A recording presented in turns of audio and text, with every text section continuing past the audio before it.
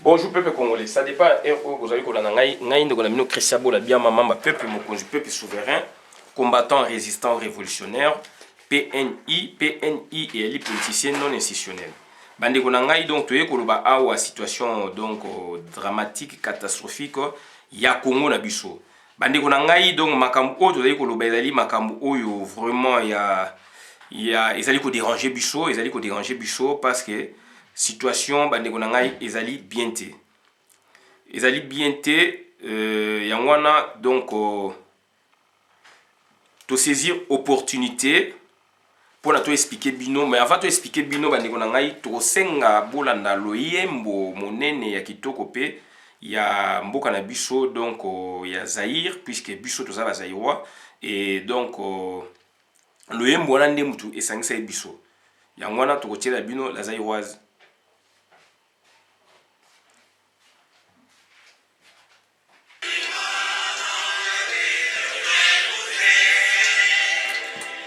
Puni en avant, peuple grand, peuple libre à jamais.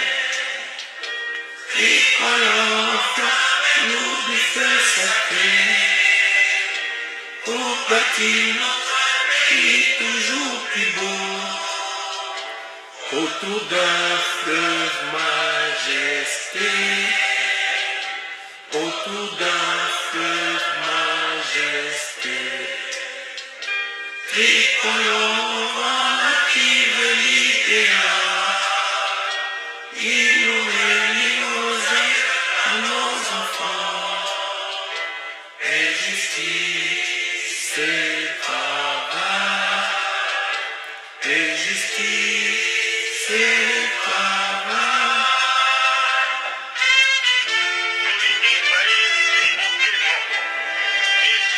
Moko,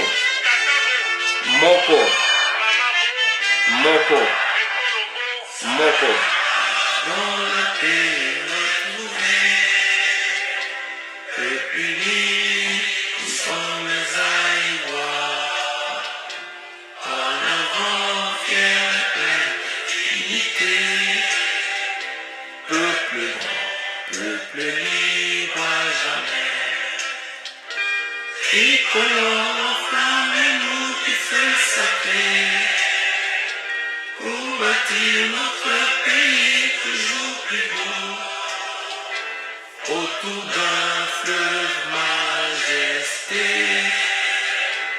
autour d'un fleuve majesté, tricolore arrive libéral, il nous réunit aux aïeux, à nos enfants, et justice, c'est travail, et justice, c'est travail.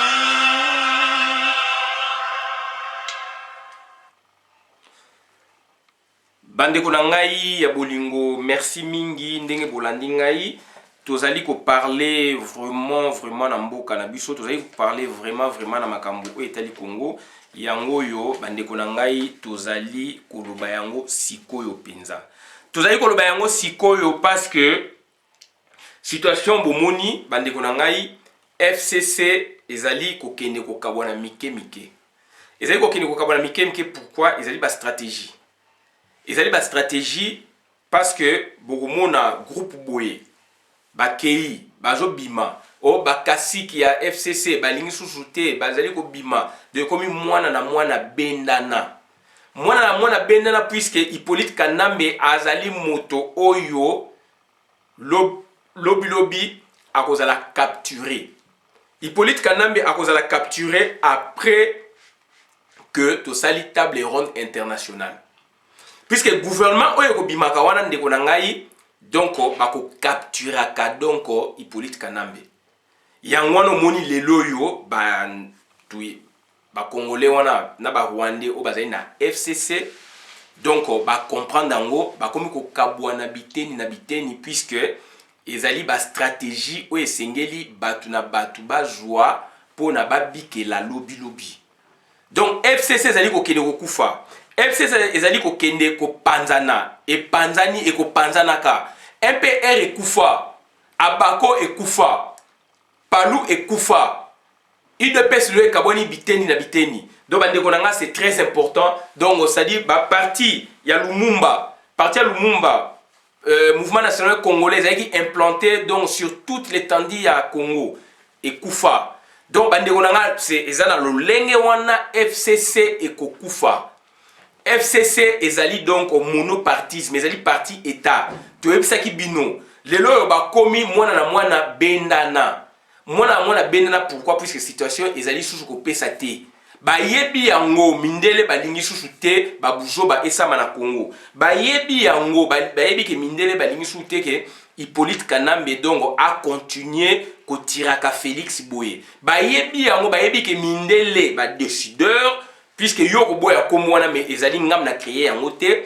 Na Congo il y a des décideurs, en Afrique il y a des décideurs ba décider.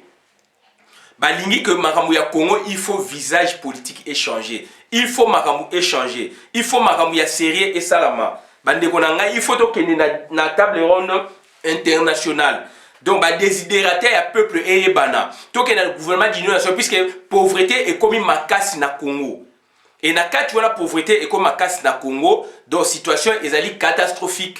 Donc batu moko mukie bazana misolo donc ça dit batu ndambu bazana misolo ya mboka bakangi kita ya mboka nyonso wana ebele bazali na eloko moko te. Yango wana bandeko na ngai esengeli koyeba pardon esengeli koyeba place nini ozali kotia lokolo. Yo peuple congolais bako solliciter yo ba partir ba eza okata na biteni biteni ezali ba stratégie pona donc kokende na dialogue donc na table ronde. Bayebi yango ke mindele bayebi si Hippolyte Kanambe stop. Bayebi yango ke mindele bayebi si Félix Antoine Tshilombo tozo kokende na dialogue. Bayebi yango mindele bayebi si société civile tozo kokende na dialogue. Bayebi yango bayebi classe politique et yebi. Bazande ko boya ko yebisa yo. Yango moni ekomi ko katana bakomi ko sa ba déclaration par-ci ba déclaration par-là. Donc FCC na mayo wo. PPRD na mayo wo lobby to vivre ba parti politique mususu mais danger zali to vivre na banani to vivre ba parti politique mususu na batu oyo ya sika na batu oyo bazali wana baza ko kata na biteni bayibi mbongo ebele ya Congo bayibi nkite ebele ya Congo baolinga ba ko somba yo na t-shirt baolinga ba somba yo na primus baolinga ba somba yo na skol. Dans sa publicité, et avec deux grandes brasseries. Donc, c'est très important. Donc, Mboka Lobby ezali kofungwama, Tulubakango, tokomi pene, masuwa edindaka na libongo. To faire attention, masuwa edindaka na libongo. Yangona bandeko na ngai do tozali koloba makambo oyo ezali, tozali kosala makambo oyo esengeli et bandeko na ngai dongo, il faut tozala attentionner. Tozala donc prudent, tozala attentionné puisque situation est catastrophique.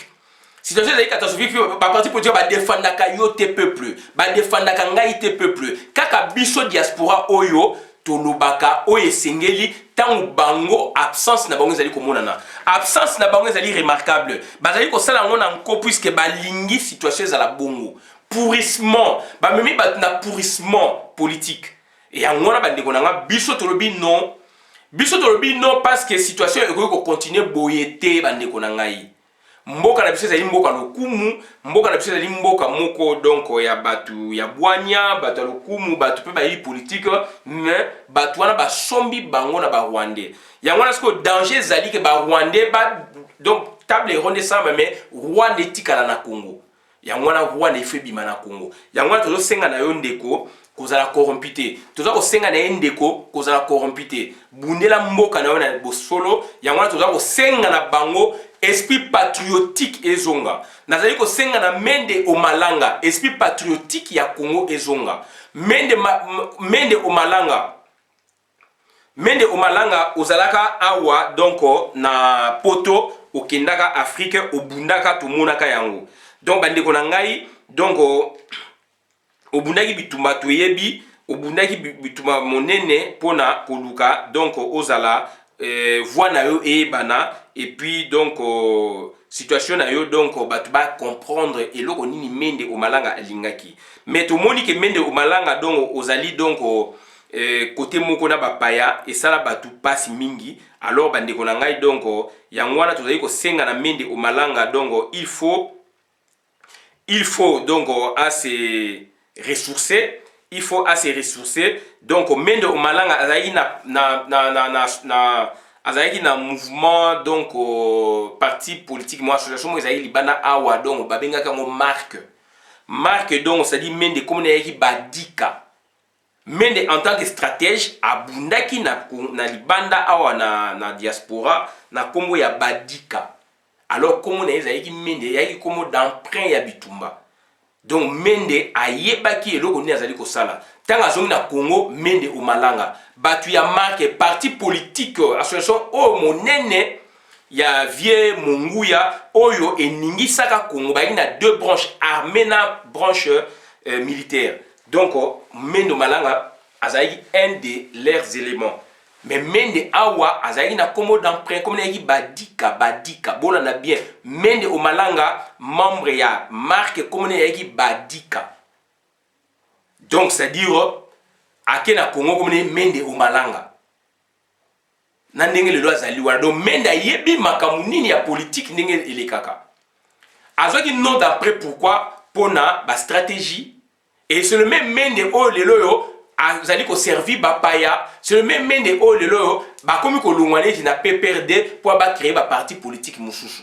Est-ce que mende ba o créer wana plus toujours que na dialogue na table ronde internationale n'est-ce pas mende akoya sou pour a servir ba maître nae n'est-ce pas mende akoya sou pour a servir ba maître nae donc bande ko nanga to faire attention puisque situation ezali catastrophique donc situation ezali tozali ko lobaneti bat bazali ko yokati tozali ko lobaneti bat bazali ko ndimate.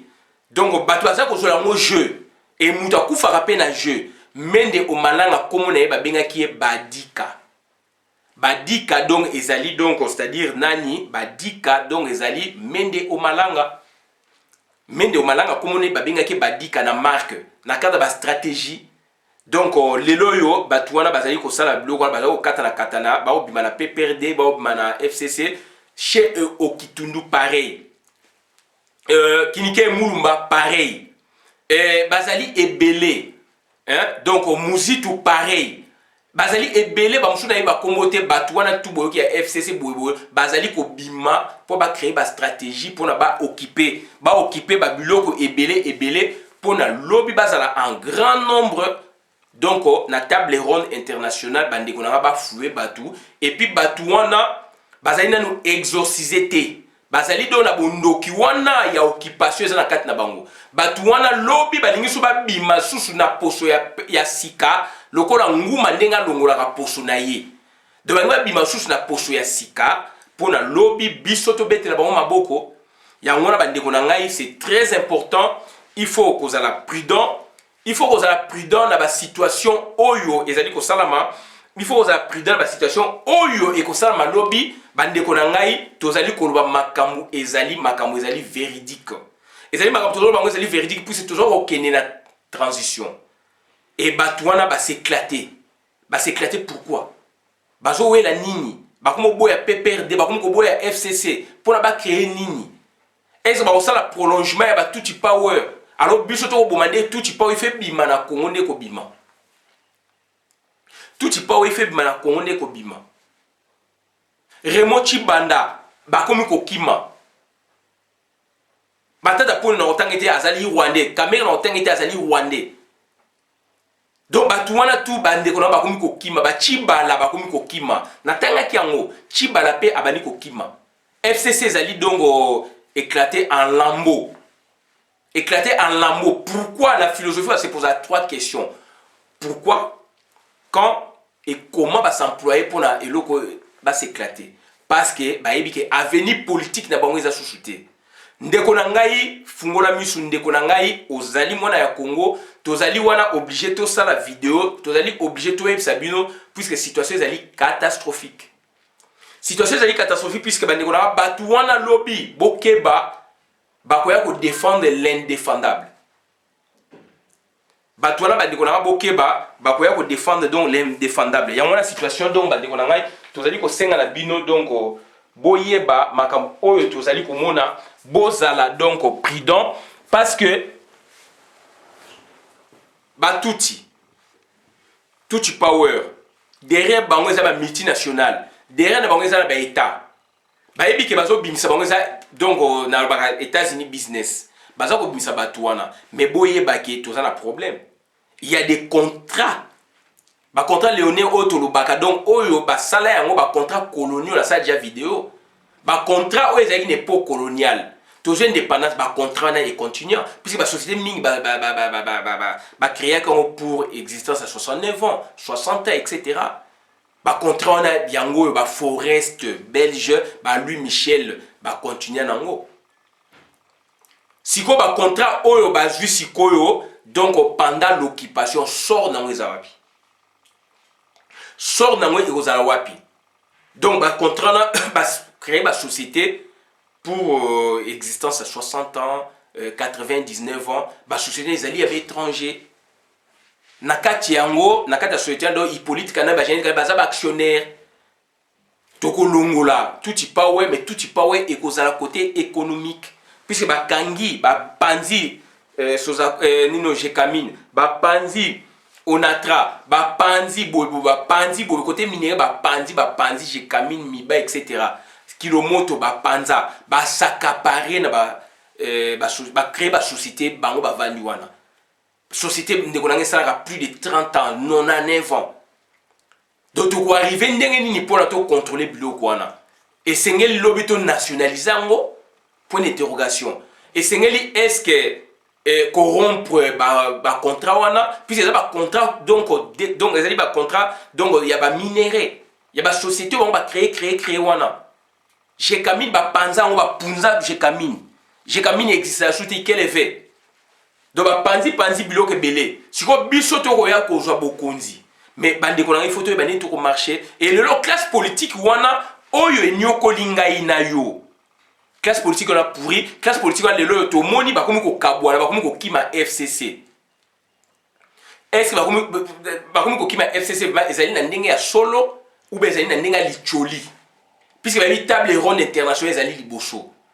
ndeko na nga to za la prudent ndeko na nga yango naza ko sala vidéo pour na to se réveiller naza ko sala vidéo ba ndeko na nga donc na douleur naza ko sala vidéo puisque ba ndeko mususu donc baza comprendre puisque biso to ça ba vidéo pour na ko réveiller bandeko mususu bazali na Kinshasa même awa bazo ça vidéo pour na ko enfoncer bino pour na ko abouti bino bandeko na nga ezali passe mingi ezali mawa mingi donc yango wana bandeko na nga il faut to faire attention puisque survie à Congo ezali wana survie à Congo ezali na ba contrat wana ezali na ba minéraux na ye alors ba minéraux na ye to kende na table ronde internationale donc on suppose mboka ya sika ekofungwama alors que bango basi bakangi bien que ba minéraux ngo bimaka mais bango basi bakangi nyonso et na kati ba marché wana do Hippolyte Kanambe azana memise ba chinois mabe ba juif mabe ba boye mabe donc ba iranien mabe ba boye mabe ba russe mabe siko ba biloko wana ba contrat wana donc ba anglais mabe siko ezali mabele na biso ba signer mikanda et sengeli to mona makambo wana et classe politique oyo nyoko biso bango wana ba komi ko s'éclater au lieu ba kanga FCC ba boyi ba baza ko boya ba bima comme ba représentant ya FCC puisque FCC aza sous na odeur ya sainteté na kati ya classe politique congolaise et puis na monde entier na communauté internationale donc PPRD aza sous na odeur ya sainteté na kati ya classe politique ya Congo et puis donc c'est-à-dire na dans la kati ya communauté congolaise et puis dans la kati ya communauté internationale bokokamwa ke lobby MLC échanger Combo. Boko kamwa ke lobby UDPS Chilombo et bimsa Combo mususu. Puisque batu wana bazali ba normoté. Bako ko bimisa ko bako bimisa te mais boye ba ke tout est possible. Puisque batu bazali ko bima lelo oyo ba ki ma PPRD ba ki ma FCC pour en faire quoi? Baza ko viser quoi? Ndeko na ngai donc c'est très prudent. C'est très prudent donc de notre part, raison pour laquelle toujours Sabino to tirer bino la prudence wana donc banegona to faire attention ba enjeu ezali wana belé puisque survie à Congo ils ont passé na ba contrat coloniaux oyo ezalaki avant 60 ezongaki ba renouveler yango ou pas. Papa Etienne Tshisekedi azali kolobela yango makasi et ba contrat oyo ezwa mis sous l'occupation ezali ba minéraux et ya bango encore ezali dans un niveau moko aggravé. Ba société belé ndenge ezali wana donc Hippolyte Kanambe azali donc na même mise donc boyebo baza ba même mise etc. Alors derrière Hippolyte Kanambe donc il y a ba multinationale derrière ba multinationale ezali ba boyeboye donc ba contrat wana survie na ngwe ozandeni survie na ngwe ozandeni donc enjeu ezali eloko donc oyo tokoki ko gagner comme oyo tokoki ko perdre. FCC le ezali ko s'éclater tout ça ezali ko créer ba stratégie ba bima en grand nombre parce qu'il y a un forum, parce qu'il y a une table ronde. Alors ba contraire ma be ba signa o enseigner économie à Congo ezali bango bazali wana ba servir ba tuti power ba yebi ke baza ko bimisa bango mais bazo créer ba stratégie. Ya wana il faut to za ba nationaliste. Bato ba kozala na ba congrès il faut baza ba nationaliste des vrais Congolais. Puisque surtout ça l'erreur. Donc Congo ezali réé na carte. Réé na carte pourquoi puisque donc surtout ça l'erreur et ko tikala ka bongo libela. Puisque résolution na ba signature et ko salama ba engagement ko sama à niveau monde. Donc au Grand Lac ba ko signer ba président Grand Lac ba ko cham mikolo to na bango ba ko chama manzaka na bango ke to ko bundaka li susute. Communauté internationale et ko imposaka boyeboye ba ko signaka miso ba makambo. Union africaine, Union européenne, communauté internationale, donc Union africaine européenne, voilà, ONU, États-Unis, Marapé et Mouro, hors norme, et Nabiso Toko Signaka, Bamakambu, Toko Signaka, peut-être aussi SADC, CAC, donc Communauté économique des États de l'Afrique centrale, et Gozala, SADC et Gozala, de la communauté internationale sous-régionale, et Gozala, de l'engagement Gozala solennel, et Gozala que, donc, makambu guerre beaucoup monde aussi là bobo me bokeba ezali bo to koti sous lianzi mususu et na moment na ba résolution wana ya wana ekokota na constitution sika et comme une norme soto salango mabe to kolela ke pa ya nani pona susu batu wana ba ya ba revoir ka ya Congo il faut attendre 60 ans il faut attendre 50 il faut attendre un siècle. C'est très important, donc c'est-à-dire enjeu zaluana, enjeu zaluana ko perdre comme to ko gagner. Et contrainte zaluana. Contrainte c'est-à-dire obstacle belé et zaluana. Bien comme ça ko permettre te contrainte par rapport na banani, na batunet loboko la donc batu ya FCC. Ça ba contrainte, batu loko la donc Félix Antoine Tshilombo, ça ba contrainte. Ça donc na donc obligation moko il faut passer la batu wana. Puisque bato va créer bango bato va la société ba limite ba société na donc lobby ba congolais so ba zubo konzi ba punza yango ba bomango ba revoir yango FMI et lobaka ba contrat mi ba pesa ba chinois ba boyeboy FMI et loba deska ya na Congo aloba yango mais makamone salamate rapport mapping ezali wana ba notifier Congo ça fait aujourd'hui donc 10 ans na 2010 ba notifier Congo ba loba yango te. Donc, il faut faire attention. Il faut faire attention parce que la situation est catastrophique. La situation est catastrophique. Donc, il y a des enjeux, il y a des contraintes. Il y a des contraintes. Donc, il y a des nationalistes qui ont des contraintes.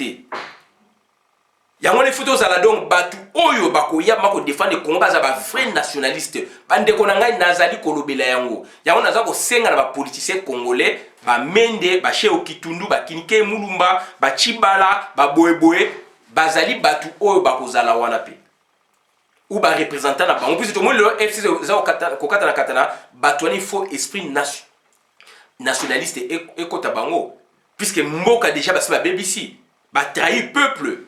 Lisanga bonganga il faut esprit nationaliste kota bango. Donc nani José Makila il faut esprit nationaliste et kota bango. Toujours risqué to ke na kawa libela ya propre kawo moko légalisé na niveau international puisque makambo ko madikolo kuna ezali imposable na niveau ya constitution na biso constitution ya 4e république. Donc il y a des enjeux. Qu'est-ce que nous allons gagner? Qu'est-ce que nous pourrions aussi perdre? Na biloko wana. Et biloko mingi ezali côté économique. Par contre, c'est une économie de prédation. Il faut économie et koufa. Pour les koufa, il faut donc leader yasika inoculer pensée moko donc neuve na Congo, pensée politique neuve pour la toye ndenge nini to marché. Et na CP na Robert Congo abi photo sécrété docteur politologue journaliste Robert Congo abi photo sécréter une nouvelle classe politique. Il a raison. Robert Congo, il a raison. Donc je me répète, ils allaient enjeu, contrainte et puis perspective. Ce qui te sali mabe avenir les années ce qui te sali malamu avenir les années. Donc il y a enjeu, contrainte, perspective d'avenir, avenir ba congolais anini. Toko hypothéquer sous avenir ya Congo, ndenge Remo Chibala kenaka devant ba officier don Olegosune Obasanjo. L'accord cadre Addis Abeba a signé mon colote contre le Congo, contre son pays. Et Olegosune Obasanjo, ex-président Nigeria, dit est-ce qu'un Congolais peut faire ça? Il a posé sa signature, a payé avantage donc na ba occupant. Yangwana naza ko senga na batu ya FCC ba Congolais bazana ka FCC naza ko senga ba Congolais bazana PPRD naza ko senga ba Congolais bazana UDPS naza ko senga ba Congolais bazana MLC naza ko senga ba Congolais bazana SID naza ko senga ba Congolais bazali donc na Palu etc. ba Congolais bazana FONUS bozongela donc mentalité donc otuzaka nango bozongela ba idée ya mboka. Ba Rwandais basakane na biso plus de 23 ans. Occasion et se présenter l'unique ou jamais to défendre le Congo. Bozali ko s'éclater on a bobimi na FCC ba boye bobimi na PPRD etc. pour faire quoi? Pour créer ba stratégie nini? Ya ngwana bandeko na ngai donc on a vandi nazali ko loba donc FCC PPRD ils ont panzana. Mais to faire attention, c'est l'économique aussi qui joue. Ba contrat léonais o ezali wana ba contrat ezali donc part du lion ezala batouana biso sur 10% Congo ezala 2% 8% ezala bisoté. Comment on peut développer le pays na ba biloko mo ndeko ba pourcentage ya mike ya ba recette o ekozonga recette fiscale ekozonga na Congo. Donc bandeko na ngai donc ya ngwana donc bandeko na ngai nazali ko yebisa bino donc avenir ya Congo ekozala hypothéquer donc tout ça la perspective ekozala hypothéquer soki to jouer mabe. Il y a un unisson donc mende nabi comme on a na marque badika ayebi makambu asalaki pona azwa komona et puis azonga na Congo lelo azali mende malanga ndenga azali ko jouer. Nous avons des acteurs congolais au bakene na PPRD boyebi nde ko travailler na banguna occasion ya ngoyo pona mboka na biso etelema biso tozali correct bino oza correctité. Ya on a senga na bino botelema batu ya FCC bozo kabona batu ya PPRD bozo kabona bozali ebele boyebi ba Rwandais Roubé wazali Rwandais Kamera azali Rwandais Deograce donc voilà azali Rwandais Moïse Nyarugabo Rwandais Jeannette Kanambe azali Rwandais Moïse Nani Katumbi azali étranger aujourd'hui Moïse Nani Ozinani Joé Kanambe azali Rwandais. Et bande konangai ba Ugandais pe bazali wana kati bo faire attention matata ponyo azali Rwandais bazali bande konayote bo faire attention soki makamwana to réussir yango kuna bozali uni pona Congo puisque baza ko viser économique baza besoin de démocratie baza ko viser économique yango ni toujours occasion oyo donc économique on est passer par les acteurs. Parmi les acteurs, tous les acteurs, oh, baza ko servi PPRD, baza ko servi FCC, baza ko servi Tuti Power. Bakozala en face, oh, ezana ça pour la énième fois. Bakozala en face na bloc ya ba Congolais, oh, ba ko défendre le Congo. Bino, vous qui serez, n'est-ce pas, utilisés pour le compte du Tuti Power, faites attention. Il s'agit du pays. Il y va de notre intérêt donc général. Faites attention. On peut s'amender aussi dans Babyloko, on peut se corriger dans Babyloko. Tout ce pas on a dit que baza ko utiliser bino et baza ko viser minéré. Zoé a comment ba puits na ba Tanganyika mabe boye mabe ba puits ya boye. Donc Hippolyte Kanam est pareil.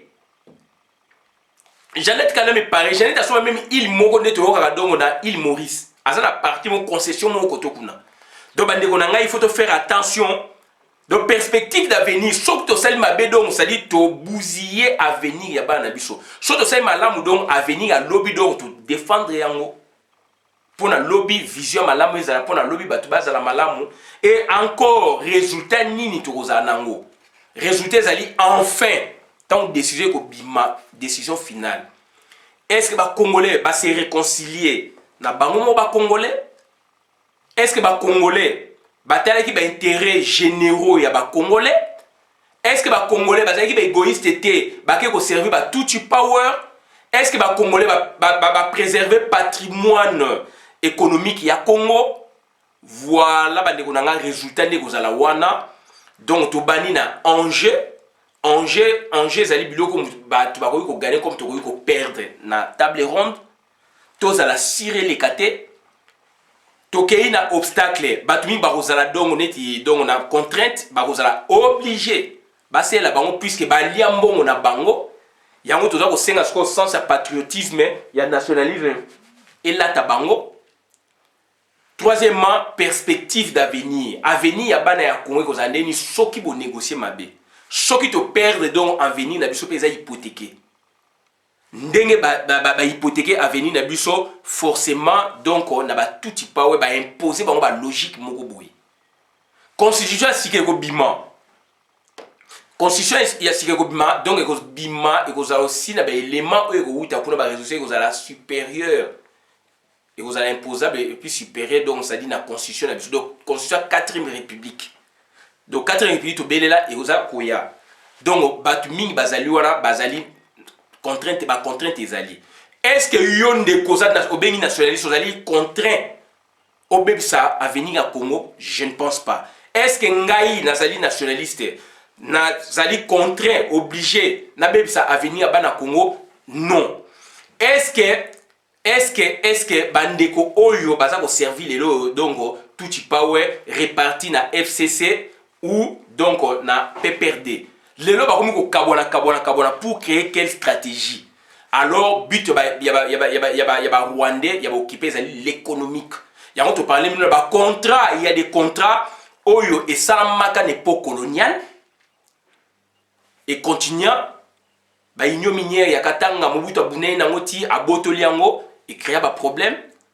Lelo ba contrat mingi salami na occupation 23 ans oh il y a des contrats.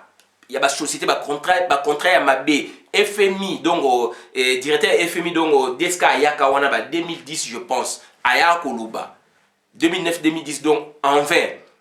Donc, ça dit, bah, contrat on a, Misusu et Botami, lobby qui est na table ronde, bah, contrat on est ali. Et c'est qu'on nationalisé, bah, société là, puisque donc, boto la bilo qu'on a par la loi mon quoi, la nationalisation. Et c'est qu'il faut revoir yango et c'est qu'il pour comme on a point on a il faut des hommes intègres, des hommes dynamiques, des nationalistes pour défendre. Boko keba boko kamwa ndeko oyo bengiye songolo pakala kuna bakozala en face na ba congolais o ba ko défendre Congo ndeko wana oyebiye politique monene azala contre Congo. Abimisa makambo ba ko bimisa te mazo ko défendre tout power puisque alia mbongo na bango azali contraint. Et bah toi là so ba leki mingi bande ko ngai dongo kuna ba ko bouffer ba nationaliste. Yango to za ko senga ba liste oyo ko bimaka wana o ba to ba okene ezala équilibré. Il faut ba to ba ko défendre Congo donc il faut ba zala donc na ba nationaliste nazali ko belela na mai na miso. Risque ezali yango to za ko senga na batu ya PPRD, ba mamba PPRD, ba Rwandais bazalaka minoritaire.